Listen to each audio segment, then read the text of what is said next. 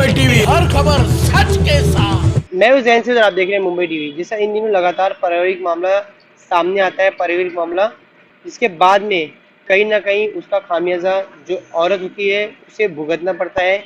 ऐसी ही एक मामला हमारे सामने आया है जहां पर एक ससुर अपनी बहू को किस तरीके से प्रताड़ित करता है, वे उनकी मुंह बोली खुद जानेंगे। क्योंकि इनके पति जो कि कैंसर के अपनी जिंदगी की जंग हार गए कैंसर की लड़ाई के बाद से, अब कहीं ना कहीं ये बहू दर बदर भटक रही है। न उसके पास रहने को घर है, 3 बच्चे हैं, जाए तो कहाँ जाए। पति का जो सपोर्ट था वो पूरी तरह से खत्म हो गया और पति का जो घर बार था वो भी ससुर ने छीन लिया और उसे बेच दिया। और अब इनको धमकी दे रहा है कि उसे चैन से जीने नहीं देंगे। तो आइए जानते हैं क्या है पूरा मामला। मैम आपका नाम बताइएगा, क्या पूरा मामला है? मेरा नाम है समा आफ्ताब खान। मेरे ससुर ने पहले मेरे को मारे, घर से निकाले। घर से निकालने के बाद में सब सामान घर से छीन लिए, पूरा छीन लिए। मेरे कपड़े, मेरे घर के जो सब 12 साल की बनाई हुई जो किस्ती थी सब छीन लिए। छीनने के बाद में घर था, घर भी बेच के खा गए। बेच के खाने के बाद में अब चारों तरफ बच्चे लोग जहाँ मिलते हैं वहाँ पकड़ के बोलते हैं कि मैं कोर्ट से बच्चे ले लूँगा, मैं कोर्ट से तुम लोग को ले लूँगा।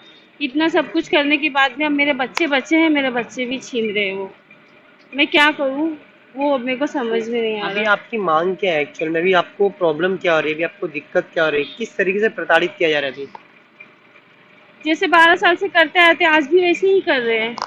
हाँ, हाँ, अभी तो तो मेरे आपके जो शौहर नहीं है तो फिर मेरे शौहर नहीं है, मेरे अम्मी दूसरी मतलब शादी कर रहे हो? शादी कराया, अम्मी भाई लोग सब हाँ। मिलके उनके इंतकाल के बाद में। हम्म। तो उनके साथ में है तो उसको भी लेके मतलब गलत गलत बातें करते हैं। मैं काम पे जाती हूँ, बीच में कंप्लेंट भी देके आई थी उनके नाम की। बोले काम पे नहीं जाती है, गलत ऐसी सी मतलब बातें कर रहे थे वो। अभी आपने एक लेटर मारा है फिर से, तो प्रशासन से क्या उम्मीद करते हैं? आपको न्याय मिलेगा? उम्मीद तो यही है, मिलना चाहिए। जो 12 साल में नहीं मिला शायद अब उम्मीद करती हूँ कि मिल जाए। अच्छा अच्छा। हाँ, तो किस तरीके से आपको प्रताड़ित करते हैं, मारते हैं, क्या करते हैं आपके साथ में? जब शौहर जिंदा थे मेरे मतलब बीमार थे तो मुझे मारे थे। मारने के बाद में आंग पे कपड़ा वपड़ा सब फाड़ दिए थे। कपड़ा भी फाड़े थे आंग पे मेरे। जब मुझे घर से निकाले तो कपड़ा भी फाड़े थे। ऐसा करने की वजह क्या है उनके? उनकी वजह शुरू से मतलब चाहते थे कि मैं उनके बेटे के साथ में नहीं रहूं। हाँ। मेरा जो भी है मतलब घर सामान, घर चीज वो पहले से ही लेना चाहते थे। तो तब मेरे शौहर अच्छा थे तब नहीं ले पाए वो। अब कैसा वो बीमार हो गए थे, बिस्तर पकड़ लिए तो उनको बोलने की ताकत नहीं थी। तो उनके मतलब उनका नाम ले लेके सब कुछ कर लिए मेरे ससुर ने। आपके शौहर का और आपके ससुर का नाम क्या है? मेरे ससुर का नाम है मोहम्मद उमर अजहर खान और मेरे शौहर का नाम है आफ्ताब उमर खान। अच्छा, उनके इंतकाल के बाद से इस तरीके से आपको ज्यादा प्रताड़ित किया जा रहा है। हाँ, तो कितना डर बना हुआ है आपके बच्चे को लेकर? अब तो आपको भी पता ही होगा कि एक माँ कितना डर सकती है बच्चे को लेकर, जब उसके बच्चे छीनने की बात आएगी तो। अच्छा, ठीक है। प्रशासन से क्या मांग करेंगे आप? जो मेरे बच्चे मेरे को मत दो, मेरे शौहर के 3 बच्चे हैं ना, उनका जो हक है उनको दिला दीजिए। ठीक। तो ऐसा आपके घर में और कोई ऐसा जीता जागता उदाहरण है कुछ, कोई जो इस बारे में और बोल सके? हाँ, मेरा मतलब मेरे शौहर से जो छोटा भाई है मेरा देवर, वो है, वो बोल सकते हैं। ठीक। तो इनके देवर भी हमारे साथ मौजूद है। भाई क्या प्रॉब्लम, आपके डैडी का क्या ऐसा प्रॉब्लम है, क्यों इस तरीके करते हैं? मेरा मतलब क्या है कि मेरे भाई के मरने के बाद ये 3 बच्चे जो है, मेरे मेरे मरने के बाद मेरे भाई के 3 बच्चे जो है ना, इन एकदम लवारिस हो चुके हैं। इनके जो अब मेरा भाई बोल के गया था कि वो अपने बाप के ऊपर एक उम्मीद रखा था कि मेरा बाप कुछ करेगा। अब मेरा भाई जो मर गया है वो अपने बाप पे कुछ उम्मीद रखा था कि मेरे बच्चे लोग के लिए करेगा, मगर उसके दादा क्या करे, बच्चे लोग के दादा वो घर बेच के पूरा खा गए। मगर आपके डैडी ऐसा क्यों करते हैं? मेरे डैडी इसलिए क्या है, 4 शादी कर चुके हैं, 1 शादी करे, 2 शादी करे, 3 चौथी शादी करे। उनकी ना दिमाग आउट हो गया अभी, दूसरी चौथी शादी करे। किस उम्र में चौथी शादी? चौथी शादी करे, अभी बुढ़ापे हो गई, दाढ़ी उड़ी हो गई सब। एक औरत उनके साथ में, औरत भी साथ में कर रही है, औरत की भी 4 शादी हो चुकी तो किसी के बोलने पे चल रहे हैं वो है। या? जी, एक औरत है, लेडीज है, उसके बोलने पे चल रहे हो, जैसे जैसा बोल रही हो वैसा वैसा चलते जा रहे हो।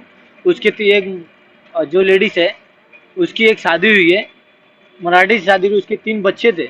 दूसरी शादी करी एक मियाँ भाई से, उसका घर बेच के खा गई। और तीसरी मेरे डैडी से शादी करी उसने, उसका भी घर बेच के खाए, यानी आपका जितनी प्रॉपर्टी आपकी सब वो बेच के सब बेच के खा गए, उड़ा रहे हैं लोग। उड़ा रहे, खत्म कर दिया।